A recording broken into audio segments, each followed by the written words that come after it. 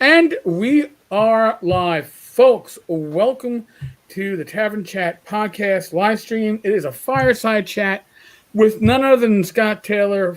He has the Folio, Art of the Genre, over 70 Kickstarters under his belt. And I've never blasted him about any of them, which tells you he's doing something right. Scott, welcome. Yeah, thank you. Thanks for having me. Yeah. It's just, we were discussing before the show that I feel like I've known Scott for years, and in a way I have, and we've conversed a lot on Facebook private messages, but we haven't had a chance to actually converse and talk. So Right. I think this is going to be a good time.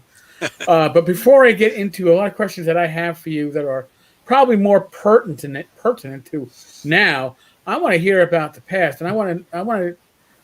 You have a love for 1E because you do everything for 1E and 5E. I came in with 1E. I want to know how you came into gaming. How old? What system? How it happened? Yeah. Bear it all.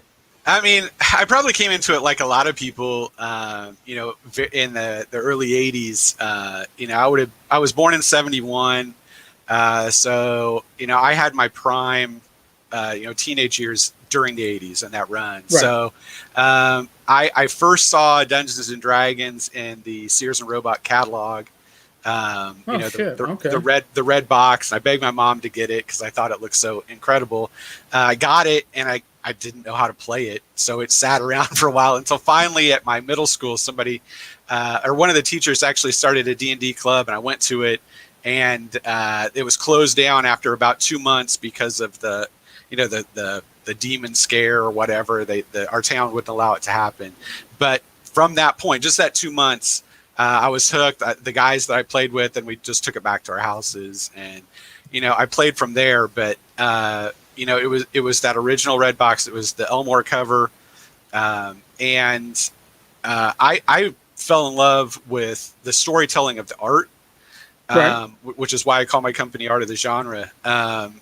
And obviously I play the game and many games, but it's always been the art that has motivated me to, play or storytell in it. So it was one of my quests kind of to, make contact with a lot of artists in the industry that worked in gaming. And I've had a great opportunity to work with so many of them. And that's what I do with my company. That's what I do with my Folio. And it's why the Folio, instead of being a module that has a cover that denotes what's going on in the module, for the most part, they're just covers like a Dragon magazine. Because right. I so love those Dragon magazines. They're just great art on the cover, and then within, you're going to get a special cover and stuff like that. So that's fun. Well, a lot of the artists that you have work with you were Dragon magazine artists. Sure. That are huge, and as Mark Clover says, the TSR art historian. But I think in a way you're a bit more than that, because you're bringing us new pieces of art a lot of times from classic TSR era artists, painters, for lack of a better phrase. I used to, for me, my defining artwork, because I came in with the AD&D 1E, and it was always the Paladin in Hell. It was always the most atmospheric one for me. And of course, Sutherland, yeah. Yes, and in my book, for some reason, I guess, because it was so much black ink, that part of it is way too black and part of it is faded. So my original, I had to get a second copy on the secondhand to see what it actually should properly look like. But it was always artwork like that spurred my imagination. It was like, that's awesome. And then I found Dragon magazine at B. Dalton's bookstore back in the day. And I still remember my first Dragon issue was issue 66. I think that was a Caldwell cover.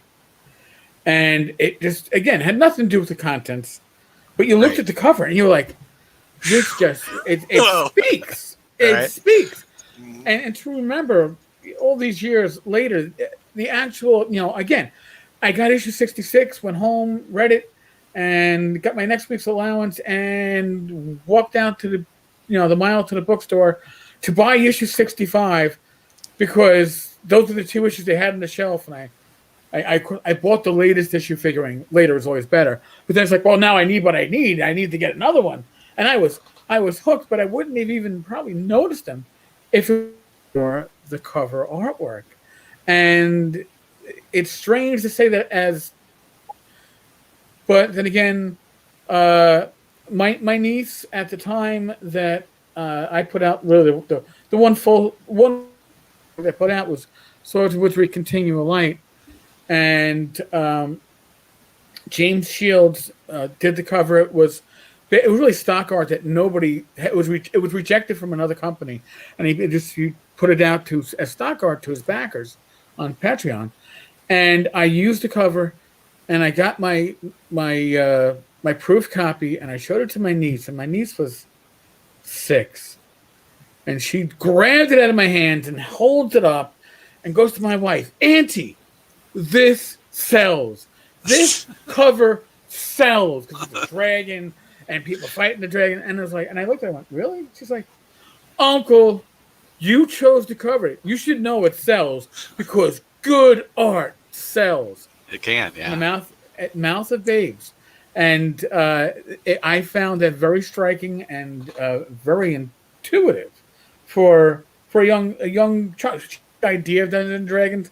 We've only played a handful of RPG sessions, but she's very enthralled by it. And of course, can't wait for me to retire from social media. So Tenkara, my place, when she role plays that with the mother. Like, hold on a second, is she on YouTube? Is she recording a YouTube channel? No. She's just pretending she is as my future replacement when I get deathly ill. So all right, so Scott, you came in then around. I came in probably around 80, 81.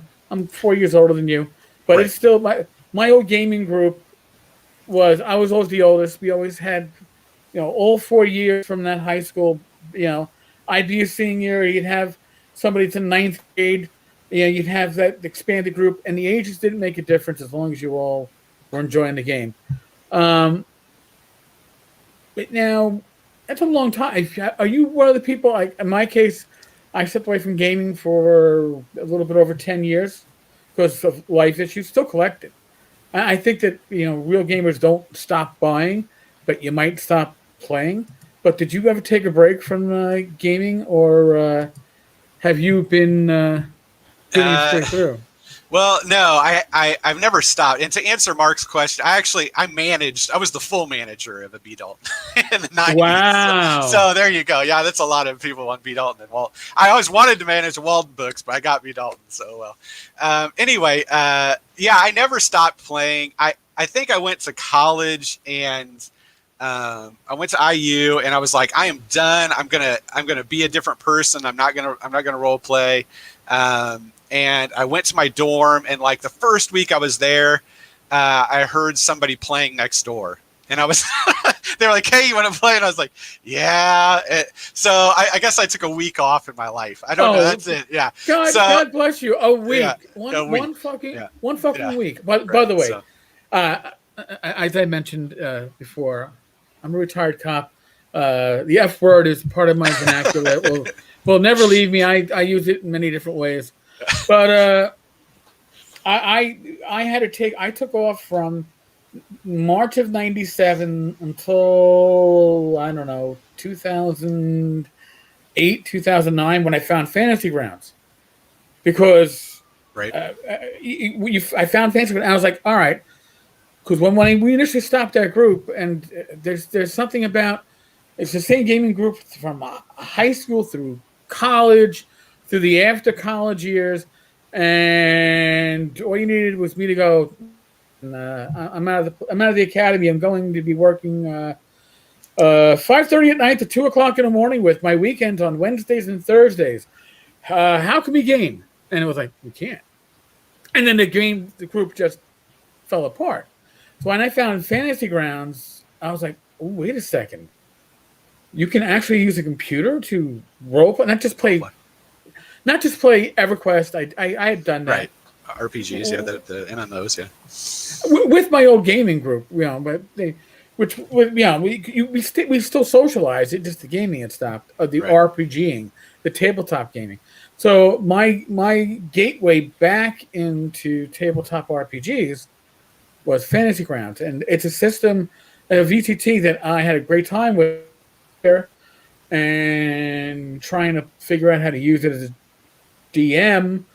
I don't want to say I became suicidal, but it overwhelmed me and what I needed from it. But you, of course, I 3E, but I was never playing 3E. I bought 4E. I wasn't gaming during that time, but I was still buying the rule systems because you're not actively in a group, you're not actively gaming, but I still had that attachment Have to those things, games. yeah. I would My go away transition for there, a weekend and bring a book with me. right? Gotta bring the new Forgotten Realms book. Yeah, with that 4E, I think I was a lot like a lot of people who I loved 3 so much and 3.5 Right. that I just, as soon as Pathfinder came out, I was at Gen Con when they had the huge pyramid of them. And you just saw them go where they were just gone.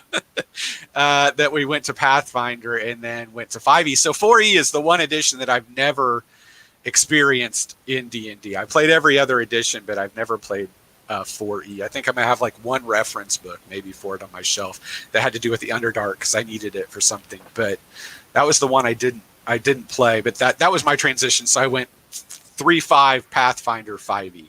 That's how that kind of went. And obviously, I always play AD&D throughout that, but I was playing multiples. Yeah. Well, and I can see that transition. And my 5e experience is actually playing in the Friends and Family D&D Next playtest, which we had some amazing sessions, and we had some sessions that everybody wanted to pull their teeth out, and because the rules were in flux. So you'd have a version of the rules that you thought, as old school gamers, maybe was amazing and perfect. And our GM, God bless Greg. Greg Christopher put the group together, and he put together a group of we want a 4E player, we want a 3 player, we want an old school gamer. I want somebody who doesn't really play D&D. He tried to mix and match, see how it was going to play, and the sessions that I wanted to pull my hair out were the ones the 4E player loved, because it was more of that. Yeah, his bent there. Yeah, and in the end, I think we did it for about, I don't know, maybe about 4 months, and then our Greg, our GM, was like, "All right, that's it. I'm burned out." I'm like, what? He goes, "Yeah," and we were like, "Wow, you're doing a great job." He goes, "I am burned out of having to relearn rules weeks because they keep on changing." Right. So then so he's like, "All right, who wants to keep this group going?" I was like, "Huh?" I goes, "I need a break. I want to play." I was like, and it's like, "Well, don't look at me." Again, we're doing we're doing it over. Was it Roll20? It might have been a predecessor to Roll20. And finally, it's just like, if you don't pick up the reins, we got no group. So I went up running AD&D 1A, which was my spot. But going back to it, I realized that as a GM, I didn't want to refer back to the DMG because I couldn't find shit in the DMG anymore. Except for the fact that my certain pages were discolored from my finger always getting there. Right. But all right, I already had Osric in paperback, and I was like, Osric is easier to reference. It's the rules without the stuff that we jettisoned. Like, as a 1E player, did you use weapon speed? No. No. I mean, yeah, because you typically go off of party, and weapon speeds vary without the party, so you just do the standard unless somebody is attacking alone. I guess we would right, and it was kind of like, did you use let's see, weapon, armor, AC adjustments? No, I mean those are miserable. Yeah, like if you want to slow a game down, just use those. And they all basically do the same thing. Yeah, it's miserable. But I would say I was incredibly impressed. Recently, I was playing Hackmaster, and although that's a very crunchy game, the armor system in that and the weapon speeds do play, I mean, it takes a lot because you're pairing every attack. So it's just rolling against people, which takes a lot of time. But I really love the way that they did the armor in that and the weapon speed. I thought were pretty nice. I think they did a great job with Hackmaster, and I actually had the Hackmaster 5e basic when it first came out. The first 5 books were like $10 a piece, so I grabbed like, I don't know, 6 or 7 copies, whatever the bundle was, and I was like, oh, when we do our yearly gathering with the old gaming group, I'll do what I always do, which is give out old school gaming material from the new the new companies. So we didn't do that this past year because of COVID, but I'll have to double up, I guess. Now, I've got to ask you a question. Do you get together with your guys once a year? Yeah, we do. Yeah, I have gotten together with my high school friends for 7 to about 12 days every year since 1990, except for last year. It got canceled because it's always typically around July, and nobody could fly, nobody could do anything, so we get together every year. That's the first year we've missed in 20 years. Yeah, so we do that too. Yeah, no wives, no nothing. We just rent a place and go. Oh no, we just do it. For us, it's usually it's a single day, and actually you don't do you don't do a week to 12 days. No. And actually, my parents have a place in the Poconos, which I'm sure I could use if we wanted to, but the wives and kids like, nah. There's always somebody who's like, I could make the time, but others can't. But with us, actually, it was because we would get together irregularly after 97, but you never knew. It's like somebody's moving, you get together, and then you go out afterwards and you talk, and you were always there for each other. But we lost one of our core gamers on 9/11. My friend Paul Benedetti was part of that group, and he worked for Aeon in the towers. So he was never found. So after that, we're like, all right, you know what? On a yearly basis, around his birthday, that means usually at the end of May, early June, we're going to get together. And we've done it every year. Do we game? No, we play video games, watch YouTube videos, bullshit, drink, laugh like high school students. If you want to get your nipples pinched, during a year, somebody's gonna come up behind you and go either, hey, you lost weight, or hey, you put on boobs. It's what but these are the friends that you've been socializing with on this level, and part of that bond that we had was because we, of course, were gamers. I think that is something that we never gave up. I mean, it's the same group that we would get together on, like I said, we would play EverQuest, we would play Anarchy Online, did our City Heroes stint, which was really fun when everybody's on dial-up, because it meant that all your conversations had to be typed out. I literally learned how to type accurately when you have to have fast conversations when you're getting your ass kicked by a mob. It's like, the halfling needs help now, help. But they still occasionally do MMOs. I've lost my feel for MMOs, but transitioning to virtual tabletops when you have a decent. I don't need much from a virtual tabletop. I like to have my voice and video because it adds to it, makes it intimate. But as I think I've recounted this in the past, a couple of years, 20 was really hitting big. They reached out to me and they're like, we've seen you post about Roll20. We'd love to have you record your group. We'd love to share it on our Roll20 website and see what you do and your tricks and techniques. And I was like, I'm really going to disappoint you, because all I use is I use Fog of War to reveal a map. I use a pointer to show where things are, because I refuse to use pogs or minis. I don't use character sheets because you don't have anything for Swords and Wizardry or AD&D at the moment, so I just refuse to use them. I don't use character handouts because I'll just describe what's happening. And you'd probably have to cut out about 90% of the audio, because my group was full of potty mouths and at the very least politically incorrect joking goes on throughout the time. Right. And I never got a response to my response. So they're like, we're good. We're good. yeah, we're good. Like, we never actually asked that question, but just pretend it went away.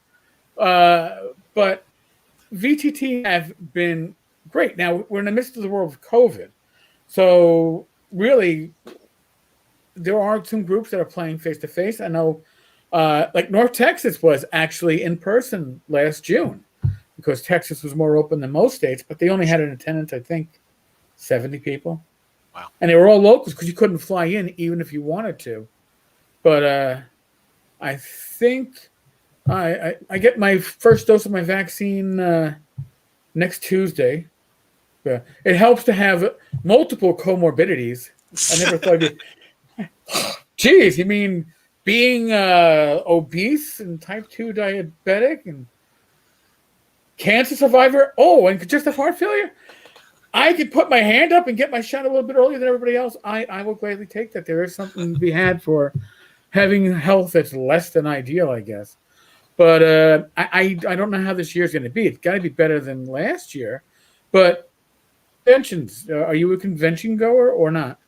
I used to go. I would do two, but that just as a guest. I mean, I've never set up in one. I would go to. I went to Gen Con for about 10 years, about 2005 to 2015, and then because I'm in Southern California, I would go to San Diego Comic Con. Right. Which isn't a gaming convention, but it's a big convention down here. Yeah, it's a big geek. It's a big geek convention. It was a madhouse until it just got to be no fun. Even walk because you couldn't walk. There was just too many people. So those were the two that I would go to typically on a regular basis. But I haven't been into any recently. Yeah. Yeah, I mean, I had gone to two conventions in my first part of my gaming career. One was at Columbia University when I was like 19. That one I could just take the train in from Queens out to Manhattan. And then Gen Con, I think in 93 or 94, it was like the 25th anniversary. It was out in Milwaukee. It was crowded back. It was holy shit. As a New Yorker, I was saying there's a lot of people in a very small amount of space. I can't believe how many people we have in here. And the highlight of my Gen Con was TSR had a Planescape. No, it wasn't a Planescape, sorry. A Spelljammer table with one of the Spelljammer ships full of minis. It was basically some improvised miniature rules that you could just come along, pick up a mini, participate, stick around for the 20 minutes before you got killed, and then walk off. It was a constantly going thing. So I was playing, and I was like, oh, this is pretty cool. And I still remember Dale Slade Henson, who I always remembered Slade. It was like, oh, one of those names from TSR. You'd see it on an adventure and go, oh, I like his stuff. I'll pick it up. He's like, kid. I'm like, all right, I'm in my 20s, but yeah, kid works. He goes, listen, I got to go use the bathroom. You can handle this for like 10 minutes? I'm like, what do I got to do? Yeah, it's just like DMing, but just fudge it because there's really no rules. Just high roll wins, and if they lose, kill them. I'm like, sure? Make it sound exciting, but yeah. I'm like, okay. Nearly half an hour later, he comes back. I guess it was like the bathroom, get something to eat, get a smoke break. Right. But I got to say, wow, I actually ran part of an event at Gen Con. It was kind of like $5 gift certificate I won to the mail order hobby shop for coming in second place in one of the tournaments. Those are the things you hold on to. So I didn't go to convention until years later when I went to North Texas. I think it was 2015. It might have been the first year. Yeah, or 2014. And then I was like, this is pretty cool. And my wife came with me, and she wasn't a gamer. God bless her. She was never a gamer. She humored me when we were dating, and she played a one-on-one Tunnels and Trolls session and humored me to get an idea of what gaming was like. And I was like, this is your hobby. I'm happy. And when you're gaming, I know where you are. Right? You're not out there getting wasted, having people have to make phone calls at it's 8 a.m. Did Eric come home? I don't know. Call the bar. See if he's still at the table there. Not saying that it happened when I was working with me directly, but it happened with others, and I had to find people. You don't want that. But with gaming, your significant others, your family know where you're at, They know right where and you are. Yeah. yeah, even if it's at a friend's house or you're gaming at a game store, it's not to listen. If you're going to make an excuse to do something other than gaming, you would actually say you weren't gaming. You were doing something that was a lot less nerd weight to it. It's like, oh, I'm actually going to the movies, going to the bar, going to the movies, honey. Oh, huh? Going out to a game with a bunch of other people in the 40s and 50s. Have fun. So, but I've been doing like 4 cons a year because the Far Guy Games I help run the table, so I get to go to conventions. And this year, this year 2020, I went to TotalCon in February, right as COVID was starting to. Yeah, that's Yeah, when everything started to shut down. yeah, and it was like I was there. I was like, hey, this is great. I had to go to the urgent care because I got an upper respiratory infection. I wonder if it's that COVID thing. No, it was an upper respiratory infection.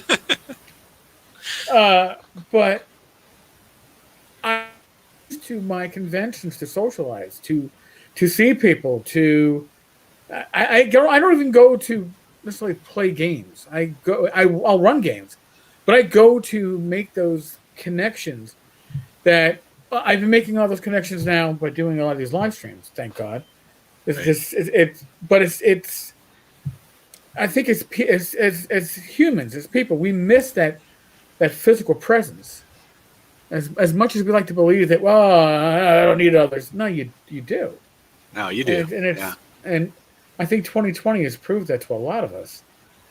So now, again, as I said to you before, this is going to be one hell of a hex crawl. We're going to go off in directions we don't plan on. But I have a question for you. Sure, go for it. How did you get into self-publishing?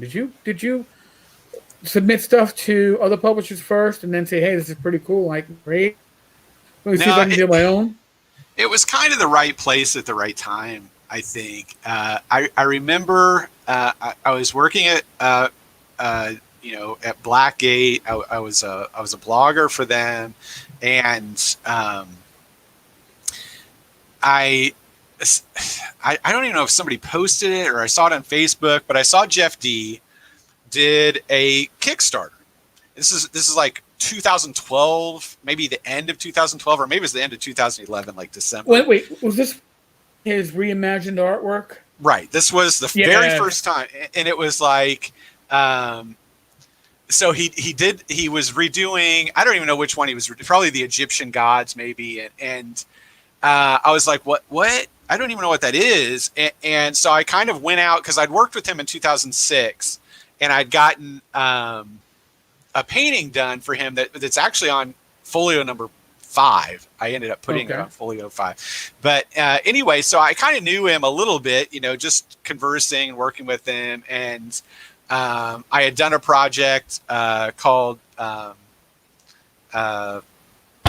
Art Evolution for Blackgate, where I went and had people reimagine the same character, a bunch of famous artists. So I'd gotten in with a lot of people then. And so I kind of knew him, and I was like, what does he do? I don't even know what this Kickstarter is. I don't know what that is, because this is 2011. We didn't know. And I went and looked at it and thought, wow, he got, a few, I don't know how much, maybe 10 grand. I don't know what he got for it. Let's 7 grand. I don't know. I backed a lot of it on until I realized I had a lot of art that I was not going to be able to display. But but anyways, yeah. So I went to it. I was like, "What does he do?" So I looked it up, and I had been writing at the time, and I had a couple books that I was looking to put out, and I was kind of putting out feelers to different publishers, but I wasn't getting any kind of feedback on them positively. And a good friend of mine at the time that I'd gone out and visited a couple times and worked with was Jeff Easley in Wisconsin. And I said, Jeff, do you want to do a project together? You could do the cover for it, some interior illustrations on this book that I've been writing. And he was like, sure.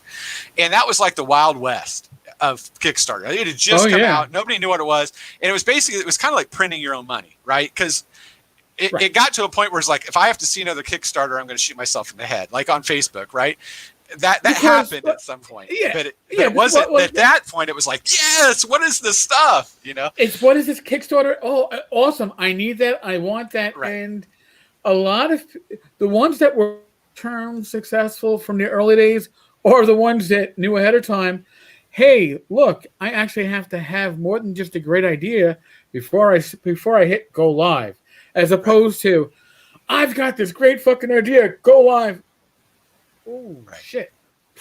It was a good idea. So anyway, I was lucky because I had these artists that I knew, and you could sell stuff, through them because they had this fan base and I really didn't. Right.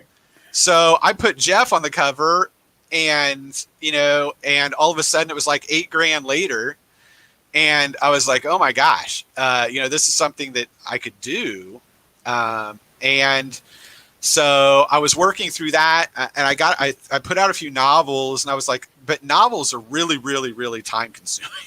And there's a lot to them. And I was putting out light novels, which are a couple hundred pages. So it wasn't like these massive volumes, but it was still a lot. And you start to see the numbers slip a little bit. And I did one with Brom, and I did a couple with Jeff and David Dietrich. And so I was having fun doing it. But all of a sudden, about 2015, I was working at Privateer Press at the time, running their fiction line that they were just getting ready to launch. And I had a contract with them for a year, and I worked with them getting all that set up. And I thought it might be a better time to just see if I can get a module out, because I've gamed my whole life. I still can do this, and I like the artwork. I like putting the art in and everything. Why don't I just try to put out a module? So in 2015, you kind of saw the backlash of people not liking Kickstarter, because by that point it had been 3 years of just getting inundated with Kickstarter. And I was like, and so I put out my first folio, and I think I had a goal like $15,000 or something on it. And I ended up having to pull it. I was like, it just wasn't going to fund. So I pulled it after like 15 days, and I just went in and I said, okay, if I just stripped everything out of maybe me profiting on this, just so I can get this out, what will it be? So I think I dropped it to like $5,000 or something. And I relaunched it, and it funded 7,000 or 8,000, let's say. And then I was like, okay, I can make this work. Just as an extra income kind of thing. And then I started being able to put them out. And I was also working at the time when I was putting these out, I was working as the art director at Gygax magazine. So I had a lot of contact through Gygax, and Gygax was coming out as like Dragon, right? That's what they wanted to be. Oh, you had the cover. First off, the cover artwork was Dragon magazine artwork. Perfect. The Gygax logo was the same font as the Dragon, And you opened it up on that, on the contents page, you had that same feel. I mean, nostalgia-wise, I was a very happy young boy again. Right. And I think the thing that we clashed in with Gygax, and obviously Gygax died of another reason. Right. But the clash within it was some of us, and I won't name names, but just some of us were looking at it and we were like, look, you're making a nostalgia piece. This is basically Dragon magazine. You just changed the word to Gygax. Why isn't this an old school mag? Right. And the ownership was looking at it as it has to be something that encompasses all this new stuff, 13th Age or what, anything else that they wanted to put into it. And it was like, but you're packaging it, in my opinion, was you're packaging it like AD&D. And you're not having AD&D content. Right. You're aiming it at visually at the very least. Right. But you're aiming it at the older old school gamers. And listen, did I buy every issue of Gygax? Yes. All 6 of them or whatever they were. Yes. I think it was 6. Yeah. But did I read every article? No. And did I read every article in Dragon magazine? Yeah, I did. Even though, how did I find out about Traveler? Reading about space dwarves. I'm like, what the fuck is this? That must be a cool game. They got space dwarves written in it. But there was a lot of content in Gygax magazine that, dare I say it, years later I could say it, all right, it felt like filler to me. It felt like we needed to fill up some. Just get this article in here about XYZ and filler, and I could have probably done articles about current that. Again, you're aiming at old school gamers. We want to see Right. more about And it was whatever, but the old school gaming, basically. right. And it was an interesting time too, because when I put out that first folio, which I think was 2015 or 2016, I lose the time on it. It was just as Gygax was going through all their craziness, and I just want to say hi to Bruce. I'm glad you got the new Kickstarter. That's awesome. Thank you. But anyway, you're looking at it and you're like, it was right at the release of 5e, right? And I think the first folio I gave an option of you can get one printed in 1e, or you can get one printed in 5e. And then I ended up combining them when I did a reprint of them. And then by issue 2, I was like, I'm just putting 5e and 1e in both. So, but you look at those early ones and nobody really understood as well as I understood 6 years later what 5e was. Like it was new to me too. So I'm like trying to get the right stats in and stuff as I'm playing this. So it was one of those weird things, but it would have been nice if Gygax would have lasted long enough maybe to be a 5e mag. If a lot of people, you could split it 5e or, and maybe have an article in the back or a section in the back for different games like, Savage Worlds or 13th Age or whatever else you want to put in. But anyway, that was a big conflict. And I felt like it was kind of getting shotgunned with a lot of stuff that I didn't think people cared about.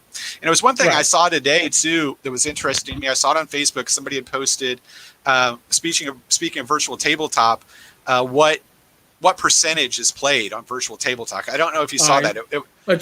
Jolly, that was the I think God, Jolly that was did the that was the Roll20 Or report, which they've lagged behind on. I used to get updates in the mail from Roll20. Damn them, no longer do.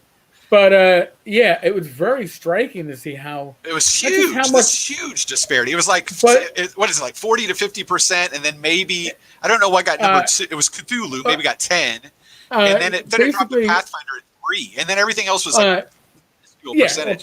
For Paizo, Pathfinder 2, and Starfinder. Yeah, their 3 amount to less than 7%. And I think Cthulhu was of the 10. Campaigns. Cthulhu got 10. Well, you think about it now, and if you haven't been paying attention to Cthulhu recently, their starter box is $25. Comes with the dice, comes with a couple of adventures, and it's all you need to run the later stuff. It is a great value on Amazon. It's even cheaper. And it's a fun game. I love Cthulhu when I get a chance to play. So I see why they play. And a friend of mine just sent me a text the other day. He was asking me what's the most popular game in Japan, and I think it was Call. Really? Yeah. So I mean, it was like it's a big deal. I mean, it was. So I know the game gets love, and I think it outsells by a huge percentage even over D&D in Japan. But anyway, so I was looking at those percentages, and when I did, I thought, if we had gone in that direction, obviously there is a big market for 5e if you wanted to do that, and you could not only get people in 5e, but you could also transition and have them also look at the 1e versions as well. So anyway, it was just one of those times. But that's how I got into Kickstarter, and then it just kind of snowballed from there. I ended up getting in with Stefan at Dwarven Forge, and we did a couple of we did a trilogy for him in the folio. There's like 8 to 11 where I got to actually work with miniatures, which I don't really work with. And then it's just kind of gone on from there until I finally did the first Curse of Roslov Keep, which was my first hardcover. And it was at that moment that I did that, I was like, all my sales were lagging, and it was just like, I don't know if I can keep this up. I think I'm just going to compress them into one hardcover, put this easily on it, and see how it does. And it did very, very well. And that really spurred my business to continue forward. And then the latest one, the Curse of Roslov, which was out in August, and I've just been shipping it the last 2 weeks, did 50,000, which for me is insane. Those are excellent numbers, especially when you look at Kickstarter. And again, it's no longer minting money. I mean, you have to work at it. Yeah, you have to work at it, and you've certainly built a rep. But not only do you do projects on Kickstarter, you're doing something that and I think you started doing this before even Frog God did. Frog God was like, "Hey, we're going to do our big projects on Kickstarter, but our shorter paperback, adventures, adventure-sized projects on Indiegogo, Right. quicker turnaround." Now you're doing projects on both platforms too. I am, and it wasn't necessarily something that I went into thinking I wanted to do this, but what Kickstarter a couple of years ago, they always change their policy, and they don't tell anybody they changed their policy. So why would they? Right. So I had done so many Kickstarters that I was on a list where I just would go on a Kickstarter. I could load it and click it and it would launch. Right. Instead of where they have the review process. Right. And then all of a sudden I was like ready to launch a project at some point, and it was like review. And I was like, okay, I guess I'll wait the 3 days like everybody else, but I don't know why all of a sudden I got bumped to that position because I've done so many. Right. And then I was on that for a while, and then somebody, and some algorithm kicks back to me at some point and says, you've got too many Kickstarters. And I was like, okay, but I was ready to go. And so I was like, I went to Indiegogo and I just took all my information and put it on. This was for my first Black Label, which is currently out, and put it on Indiegogo. I was like, I've got to get this out. And Indiegogo was no problem. It just went right out. And then eventually, days later, so I did an appeal. I was like, why are you locking this? And I did an appeal. I said, look, I've done this many. And then Kickstarter comes back to me and they said, oh, you're approved. We're sorry. And it was like, well, they approved a project that was already on Indiegogo at this point. So I just took that approval and rolled it into a new folio. So now I'm looking to balance between the two. Black Labels and that kind of stuff, which is the more adult content, is on the Indiegogo, and my standard folios, my hardcovers, are still on Kickstarter. And that's worked out really well because I don't have any of the twitchiness of Kickstarter where they're like, you've done 3 of these in a row and they're not out. Because typically what happens with me is stuff gets bunched up and then I'll put 3 out at once. Like they all have to do it at the same time. I've double packed stuff sometimes, and then I catch up and then I go back, and it just depends on what my writing schedule is or what time of the year it is and how much time I have to get them. But obviously I've fulfilled everything that I've ever done, but it's just that, it's weird to them. They don't understand my business like I understand my business. So, but see, that's the first time I've ever had that come up in a conversation. Because I haven't spoken to. I've been speaking recently with a lot of people who are putting out their first Kickstarter or one of their first because it's the ZineQuest over on there. But the fact that they were never concerned if you were running not just consecutive, concurrent Kickstarters. It could be Kickstarter A is still in its funding period. 2 weeks later, you launch another one. They didn't care because it was money coming in. Now, are they actually reading your updates to see whether or not you shipped? I don't know. I mean, like I said, it caught me completely off guard. And somebody somewhere or some algorithm or something has been triggered through the change in policies. Because again, like I said, I could hit and it was just gone. Like I didn't have to wait an approval process because I'd done so many, and they had me like I've been on Kickstarter. They've contacted me and had me on programs with them where I tell them, I give them feedback because I'm a super creator. I don't know, and then all of a sudden it's just like something changes and then in policy and it changes, but nobody tells you. So anyway, I don't know why it happened, but yeah, something's being checked on that. I don't know if it was. I don't think it would just be me, but. I mean, that's the whole thing with Kickstarter is, and I've watched this as a consumer or a backer, is that they have policies, but they are and their policies are policies until they're no longer policies. Like, oh well, we don't do any kind of fundraising or charity events unless it's for N-World to get themselves new servers, in which case we'll. And listen, N-World is certainly a hub for the gaming community, and I wouldn't have batted an eye if they were up on GoFundMe or something like that looking for it. But for Kickstarter say this can never happen, but oh no, it's Emerald. We're gonna let it happen. Or they had one Kickstarter campaign that was being I forgot, I forget the guy's name. Was it Luke Crane? He works for Kickstarter. He has his own projects, and he had one where if he didn't like the feedback people were giving them in the comments section, he was canceling their pledges.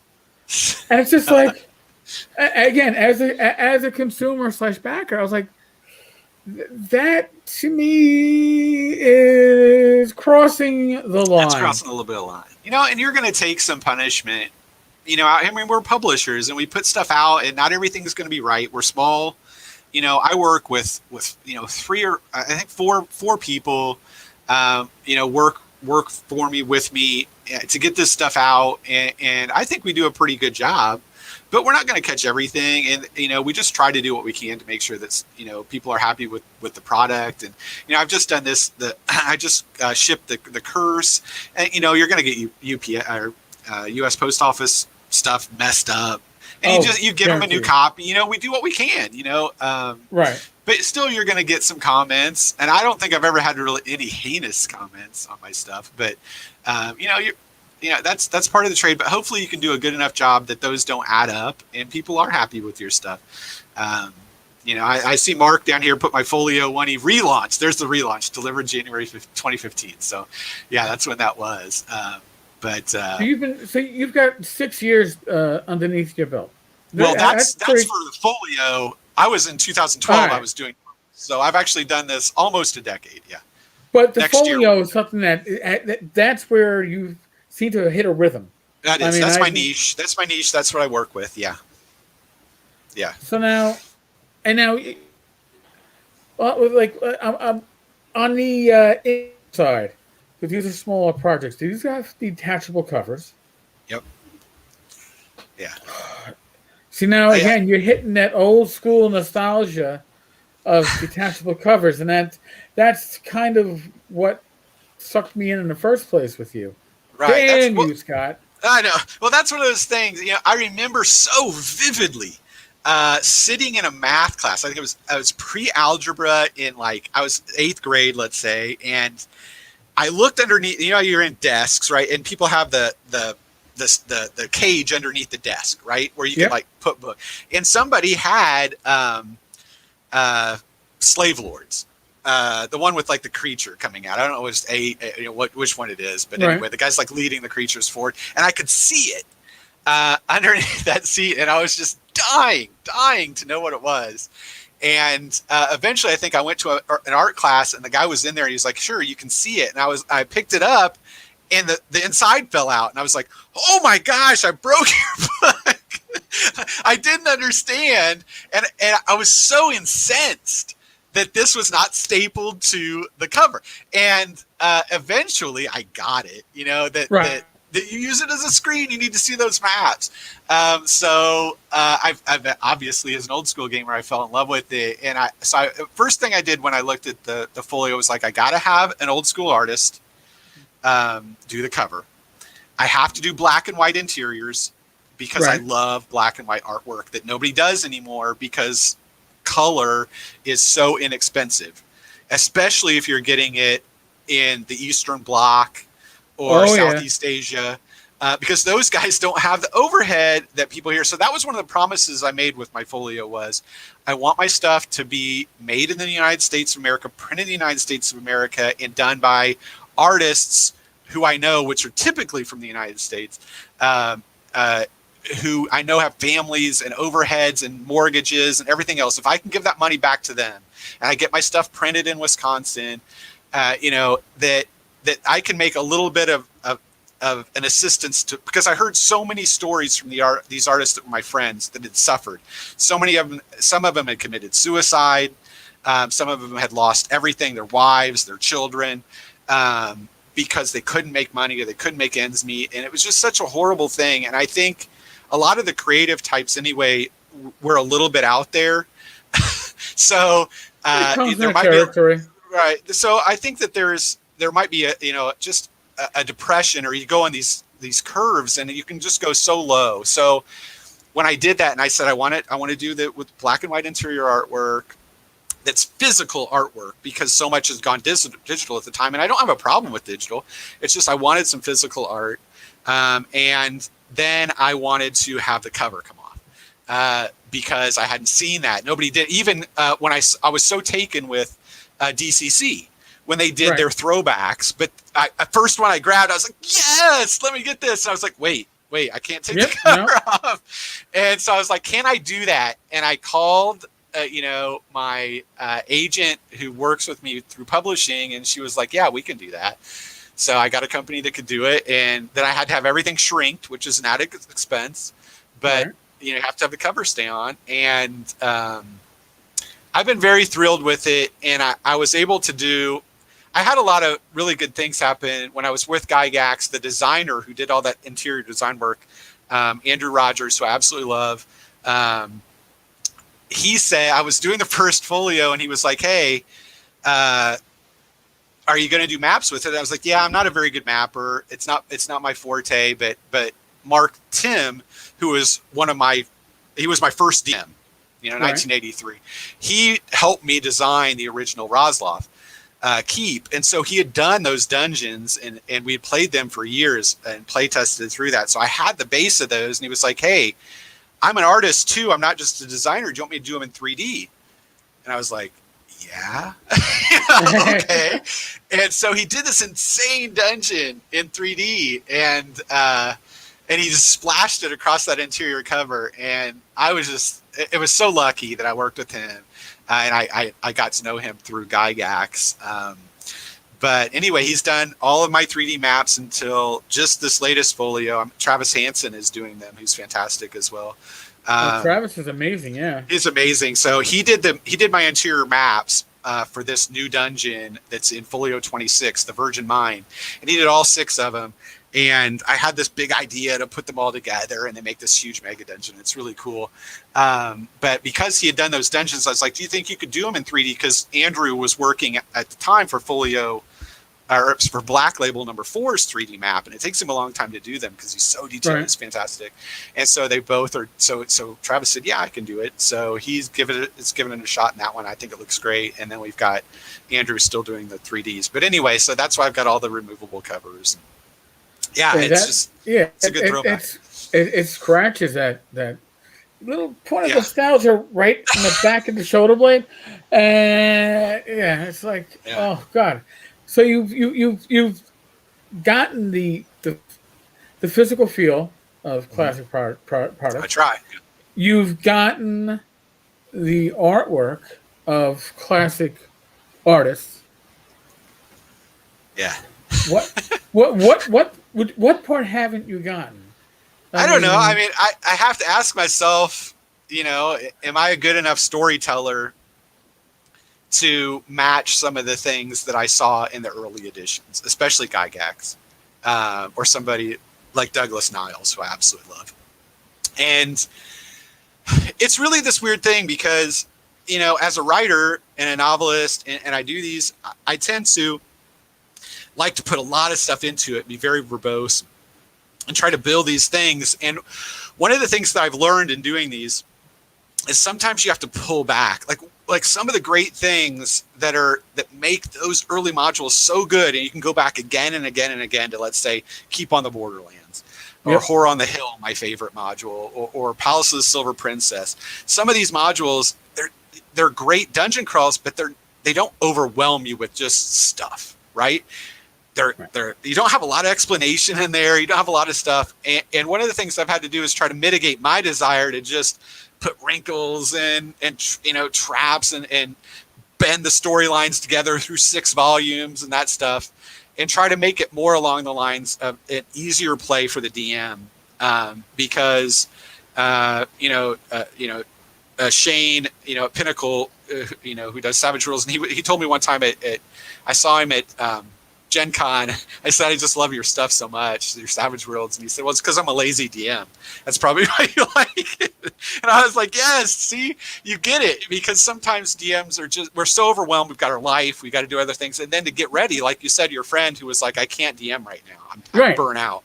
So you want to give them a chance to not have to know everything backwards, forwards, and sideways run this adventure. So that's one of the things that I constantly struggle with. My desire to put more in, but trying to find the happy medium And there is a give little stuff happy to medium replay. between the two, because I think as a GM, at least as a GM like me, if you give me too much information, it is like a sensory overload, because Right. but then if you give too little, then it's like, oh, what am I missing? What? There's something that's not getting me from point A to point B. Right. And I think you should go just a little bit beyond not enough to just enough, because Right. as a GM, you're often taking, I don't know, the most recent issue or release of the Folio and putting it into your campaign. And a lot of times you're taking your square peg into a round hole. And you got to file those edges off and Yep. meld it. And the more you got to move around, sometimes the harder it becomes. Absolutely. But yeah. for the most part, though, I mean, the Folio stuff has been spot on. Well, thank you. You know, one of the things that I'll also talk about when I'm talking about the Folio is in the compressing these. If you ever see my hardcovers, I had this recurring nightmare. And I don't know if it would classify it as a nightmare, but I had it for 20 years, that I was at a used bookstore and I would find an unknown orange spine hardcover that somehow I had missed, right? And I had to get it. And I would always try to get it and buy it and get out of the store, and I never could. Because then I'd find a second one that I'd never it was sort of thing. It was like a rat maze in my head. And I always too. Right. And so I always wanted to have that my whole life. I wanted to have another orange spine. So when I did my first Roslov Keep hardcover and I got that orange spine, it was so hard to match that orange. I had to send it back a couple of times, but I wanted it to be an Easley, because Easley did every one of those orange spines. And so Jeff did my first 4 of those, I think. And then finally I was like, would it be possible to get the 4 horsemen, to get Easley, to get Elmore, to get Caldwell, and to get Parkinson on an orange spine hardcover? But Parkinson, of course, passed away. I can't believe it's like 2005 now. I mean, I can't believe it's been 16 years. But nevertheless, because he lived in San Diego, which is where I live, I had gotten to know his son and his wife and his widow. And so I asked them, I said, do you think that it's a possibility for me to put one of these on the cover? And they gave me permission to put one of his before published. So I got that for the White Ship campaign. So, and then the newest one, Curse of Roslov Keep, is my first Caldwell. So I've got all 4. So now so I think that dream should just go away now. I've got, and they're AD&D orange spine hardcovers. There's 7 of them.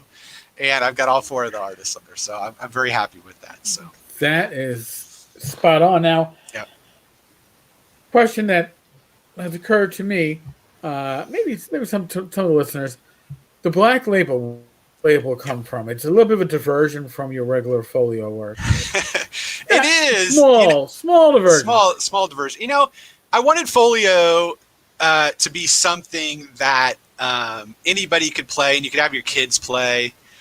Because, you know, I played with my son in D&D in a campaign when he was 9. I started him at 9, and by like 10, he was done with D&D, which was fine. But I know so many people have their kids or their grandkids, and they like to play those things. I wanted to give them something that they could play that had fun art and had stuff like that in it, and anybody could play it. So that's why I did the Folio. And then after years of doing it, and I was working with Daniel Horn at the time, who did some fantastic covers of Dragon magazine as well. And he had this great Red Sonja, and I thought, wow, she's really great, but she's just too much to put on a Folio cover. Right.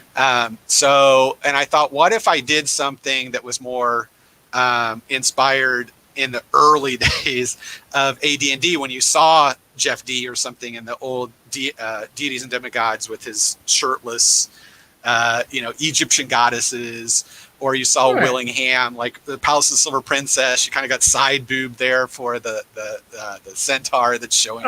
You're forgetting the Kubus. Obviously, no, you're not, because that comes right to the latest release. But Right. I mean, I look back at my old DMG and it's like, why does no, it's an old Monster Manual. I go, why does my old Monster Manual open up to that page? It's I never, right.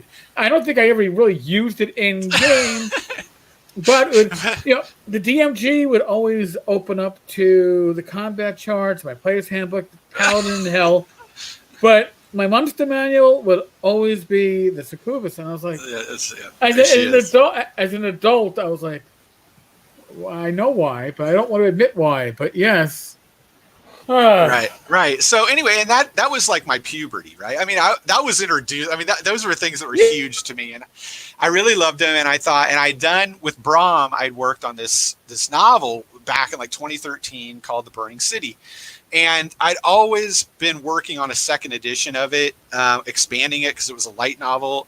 And at the time, like last year, after I started doing the black labels, which I wanted to make more of a swords and sorcery 1980s light R version stuff. Like one of my favorite movies is Deathstalker, or it's actually Deathstalker 2. If you're just looking at like stupid B 1980s movies, like Beastmaster and stuff like that. But anyway, I love Deathstalker, and they just do stupid stuff, and the women kind of run around without shirts most of the time. And it was just one of those things that you saw in the 80s, and they might have been a little rapey for what's out today. But anyway, they're that era, right? And they would have PC warnings on them right now if you saw them on Netflix or something. But anyway, I looked at that and I said, I want to do something more along the line of that for the people that play the AD&D stuff that know what I'm talking about and can go back to that era. Comedy yet sexy. So I was able to develop those. I used two of my favorite characters ever, which are in Palace of the Silver Princess. They were done by Rosloff. Candela and Duchess, the two thieves that you see turning around and looking at the king. They're in that module. I absolutely loved them. I fell in love with them. I used them in my own campaigns, and I thought I'm going to do these, and they're going to be the main protagonists in this. They're going to run around and do silly stuff together, which it looks like they're doing in Palace of the Silver Princess. They're looting that keep. So I was able to use them. I got to use that cover, and I saw some success with it. And then I was able to redo this novel as well, and I used the 13th Warlock, who does some really off-the-wall stuff. So I was able to put that out as well. The Burning City, which is what this new Kickstarter is, this next trilogy for the Black Label, and it's definitely racy. So anyway, that's the kind of stuff that I decided to do with that. Not for your kids' table, but for the old guys like us who. Yeah, we think that's funny, and we like to see silly stuff like that. So. Right. Well, the old, the cheesecake nostalgia that covers. Right. Absolutely. When you used to go to B. Dalton's or Walden Books, and when you're looking at the books, what did you generally have? You had beefy men killing stuff, or well-endowed, clad women killing Conan, stuff. your Vallejo stuff. Yeah, I mean, that's... Yes. That's what we had back then. That's what sold. Listen, even you look at classic Larry Elmore books, the Dragonland stuff. You're still selling. You're still selling sex with those books. Right. You might not have not as blatant as others, but Larry has a certain flair with what he does. He does. One of my favorite stories, I know it's been shared elsewhere, not here, but I know it's been shared, which Larry talked about. Or actually, I was out to dinner with Clyde and Jeff, and Clyde told the story of Margaret Weiss coming in, and Clyde had been given the duty of doing the first Gold Moon for Dragonlance, and so he did her. And she had on these like little briefs, or her legs were showing because Clyde loves thighs. Like that's what he does. So she's got these naked thighs, and she saw the picture, and she went into I believe she went into Larry and was crying and was like, I can't have Gold Moon like this. And he said, don't worry, I'll take care of it. So he went in and actually did Dragons of Autumn Twilight, that incredible cover. And she's got pants on, buckskins Right. that are sewn, so you don't see anything. But because he took that from Clyde just at her behest, because she was so beside herself the way that Clyde had done her, which is funny. But anyway, that kind of stuff. But yeah, anyway, that's Elmore. But yeah, Elmore's of course done a lot of crazy stuff too. But still, he did that for her. But, Yeah, no, and I've spoken briefly with Larry. He'll probably never even remember he spoke with me, but he's always gracious and just that southern Kentucky drawl. yeah, he's so awesome. Yeah. It's like, oh man, this guy should be doing commercials with that voice. Just give me a whiskey commercial. I don't drink whiskey, but I'll buy it if Larry's selling it. Okay. God. So, what's the next thing on your project list, man? You've got, and I know you've got plenty. And I got actually, you probably even tell me what's your next thing on your project list. How you've written a lot, okay? Sure. I know as DMs we all tend to write a lot, yeah. But how do you keep yourself inspired? How do you keep yourself producing it? It's tough because they're back and forth. George R. R. Martin once said he was a gamer and he said, I cannot write when I game, or at least when he DMs, right? Because it takes his creative spirit to DM away from his writing. I don't necessarily find that. It can happen sometimes if I DM too much. But I go in these waves where I will just be super, super creative, and I'll be able to get a lot done over a period of time, a short period of time. And then after that, I go into a foxhole for 2 weeks and just can't write. So it's just one of those things. I don't know how I keep it up or how I continue to do it, but I'm just happy that I do, that I still find things. And I read a lot. And when you read, I think it always keeps stuff going. It just gives you little things. And one thing I do when I'm in a writing zone, typically I go out at night. I live in Southern California, so I can go out at night. It's still fairly nice outside, and I can stay away from the sun. I'll put on headphones and I listen to space music, which is so it's not anything that I have to sing to. And then I'll take a half an hour walk every night. And while I'm on that walk, I go through scenarios. Okay, if so-and-so happens, what do I need to do with that?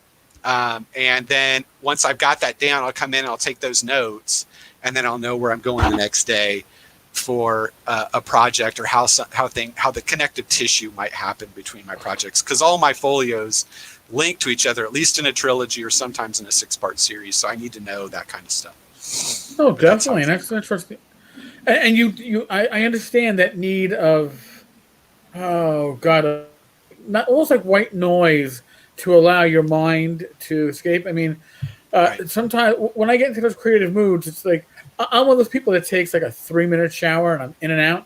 But my wife will know that I must be in a creative mood when I'm in there for half an hour. It's like, are you still? I'm like, oh yeah, because you zone out. The shower allows you to forget what's going on around the world, forget whatever real world issues you might have, and you're like, oh man, okay, if I did this, this, and this, and we write that would be interesting, and you go with it.